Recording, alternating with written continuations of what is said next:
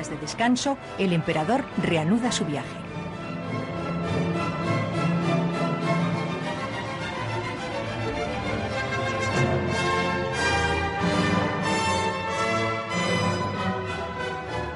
El emperador cruzó el Duero por este puente.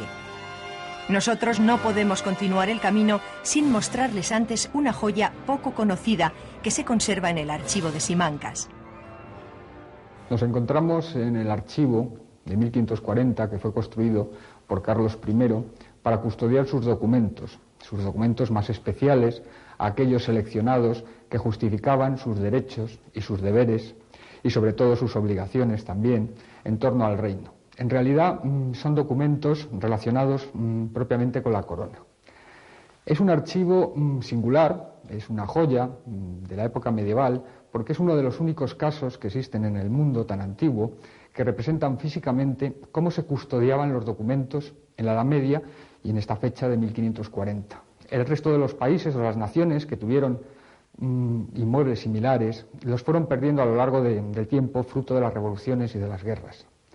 El archivo de Carlos se caracteriza por ser realmente una caja fuerte dentro de un castillo, que a su vez era prisión de Estado, que a su vez estaba guardado por una guarnición, con rejas y puertas que controlan de la manera más rígida posible la defensa y el secreto, porque ante todo esto es un archivo secreto. Es un archivo en el que difícilmente se puede entrar si no es con el permiso expreso del emperador. Son sus propios bienes que nadie en absoluto puede ver. La razón de su construcción aquí es lógica si entendemos lo que sucedió a lo largo de su reinado con el fruto de las revoluciones de los comuneros que destruyeron, porque todas las revoluciones hacen eso, destruyen los documentos que pueden probar, en cierta forma, los derechos, digamos, de la parte o del enemigo. Carlos se encontró con una situación caótica, se encontró con una situación en que sus documentos habían sido destruidos, que estaban en manos de los oficiales, y por eso dispuso que se trasladaran aquí. Este castillo tiene su lógica que se trasladara aquí el archivo, porque se encontraba al lado de Valladolid, que era prácticamente el único lugar de la corte fijo y con una de las instituciones más importantes del antiguo régimen, que es la Chancillería. En este itinerario hay un lapsus que no se entiende. Carlos no se detuvo en Tordesillas. ¿Tan malos recuerdos tenía para el emperador? No hay que olvidar que en el castillo que domina esta población estuvo encerrada hasta su muerte Juana la Loca, su infortunada madre, y esta muerte ocurrió pocos meses antes. Ninguno de los cronistas de la época hace mención a esta omisión tan llamativa. Pudiera ser que deseara evitar cualquier interpretación política que pudiera darse a su visita, dado que Juana fue considerada por los comuneros como su reina. Pero también pudiera ser que Carlos, azuzado por la urgencia de prepararse a bien morir, estuviera rehuyendo incluso la memoria de su madre, dado que abrigaba dudas de que hubiera muerto como una buena cristiana. En esa época, morir según el rito de la Iglesia, recitando la plegaria exacta, era de vital importancia.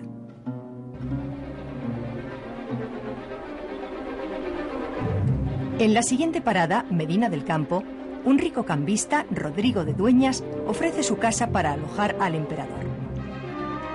Desde hace mucho tiempo, Carlos tiene con este hombre tratos comerciales y, en algunas ocasiones, Dueñas ha negado nuevos créditos al insaciable emperador, dada su manifiesta insolvencia. Porque, desde el comienzo de su reinado, Carlos ha estado en manos de banqueros y prestamistas alemanes. En una ocasión, llegó incluso a ofrecer como aval las minas de Almadén y los territorios americanos. La mansión del comerciante es fastuosa, como se puede apreciar en estas imágenes. Dueñas incluso llega a poner en las estancias del emperador un brasero de oro en el que quema canela, especia entonces carísima. Dueñas se desvive con el emperador, pero este se siente agraviado por tanto lujo y, en un gesto de orgullo, ordena que se le pague el alojamiento.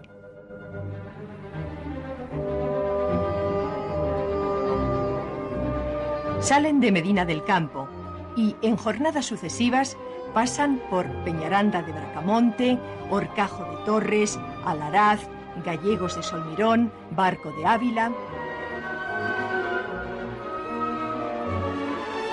El 11 de noviembre llegan a Tornavacas. Ya es de noche y pernocta en esta casa. le sugieren que al día siguiente se dirija a Jarandilla por Plasencia.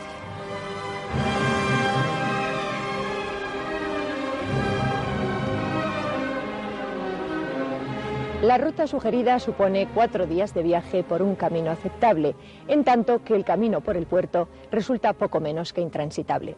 Sin embargo, es tal su impaciencia que opta por esta última solución. Tardaron 7 horas en cruzar el puerto y llegar a Jarandilla. Luis de Quijada relató certeramente la jornada de pesadilla.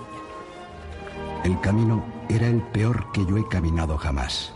Tanto que la litera en los machos no podía venir, por la aspereza de la tierra, y así vino su majestad en hombros 3 leguas. Delante del séquito iba una turba de labriegos de los pueblos cercanos que con sus instrumentos iban desbrozando el camino en lo posible. No es difícil imaginar la odisea que debió de ser ese trayecto entre torrenteras crecidas, cuestas y peñascos. Cada año, por las mismas fechas, grupos de personas repiten el itinerario del emperador en un sencillo y espontáneo homenaje a su persona. Una etapa sin duda dura, la que tuvieron que realizar el emperador y su séquito. Nosotros hemos intentado recuperar este camino a tramos, hemos encontrado el trazado antiguo, enlosado con piedras. Otras partes es bastante difícil encontrarlo, pero en cualquier caso intentamos seguir este camino original todos los años y bueno, pues la verdad es que nos parece que tuvo una jornada muy difícil.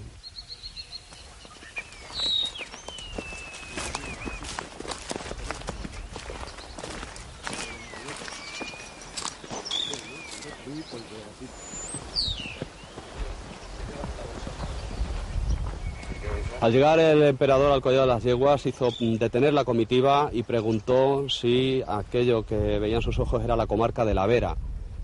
Acto seguido miró hacia atrás y exclamó que ese sería su último puerto.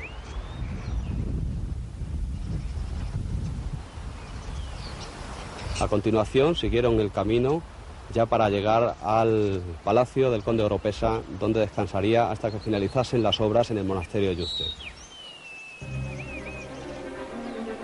El 14 de noviembre, al anochecer, el emperador y su séquito llegan exhaustos al castillo del conde de Oropesa, en Jarandilla. Era un magnífico castillo que en la actualidad se ha convertido en un espectacular parador de turismo. Era tal la riqueza de los condes que se cuenta incluso que por sus cuidados jardines discurrían riachuelos encauzados artificialmente por los que los invitados se desplazaban en barca, pescaban o cazaban. El conde preparó al César una suculenta cena en la que no faltaron las truchas del Jerte que gozaban de merecida fama. Además, desde Valladolid, su hija Juana le había enviado correos con víveres, entre los que destacaba la empanada de anguilas por la que sentía pasión. Confortablemente instalado y ante una buena mesa, Carlos recobra su buen humor.